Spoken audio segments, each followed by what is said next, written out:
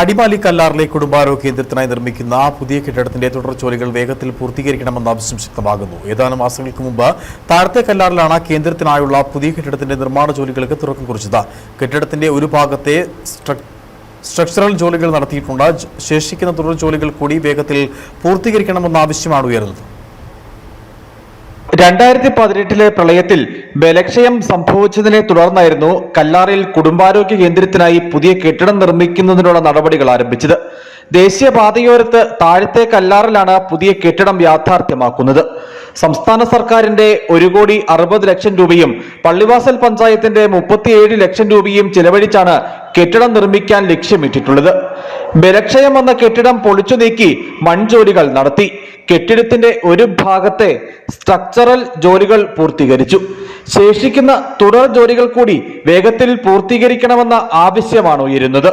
അതേസമയം കഴിഞ്ഞ മഴയിൽ നിർമ്മാണം നടന്നിരുന്ന ഭാഗത്ത് മണ്ണിടിച്ചിലുണ്ടായി നിർമ്മാണം തടസ്സപ്പെട്ടിരുന്നതായും ഈ മണ്ണ് നീക്കി സംരക്ഷണ ഭിത്തി നിർമ്മാണത്തിന് പഞ്ചായത്ത് മുൻകൈ എടുത്തിട്ടുള്ളതായും പഞ്ചായത്ത് പ്രസിഡന്റ് VG പ്രതീഷ് കുമാർ പറഞ്ഞു.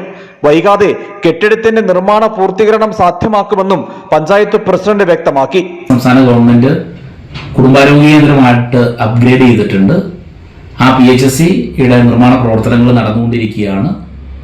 ഇപ്പോൾ ഏകദേശം ഒരു നിലയുടെ സ്ട്രക്ചർ കംപ്ലീറ്റ് ആയിട്ടുണ്ട്. ഇടയ്ക്ക് ഈ മഴ ഉണ്ടായപ്പോൾ ചെറിയ രീതിയിലുള്ള മണ്ണിടിച്ചിലുകൾ വന്ന് കുറച്ച് ദിവസങ്ങൾ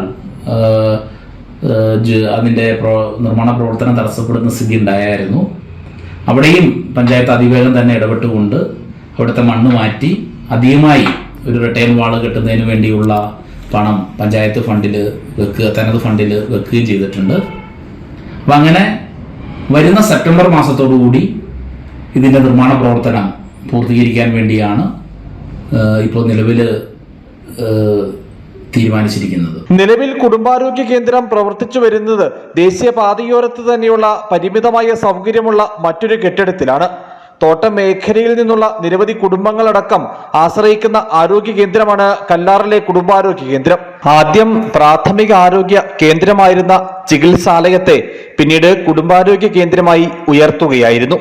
പുതിയ കെട്ടിടത്തിന്റെ ജോലികൾ പൂർത്തീകരിക്കപ്പെട്ടാൽ കുടുംബാരോഗ്യ കേന്ദ്രത്തിന്റെ അടിസ്ഥാന സൗകര്യം കൂടുതൽ മെച്ചപ്പെടുത്താനാകും. News bureau, Adimali.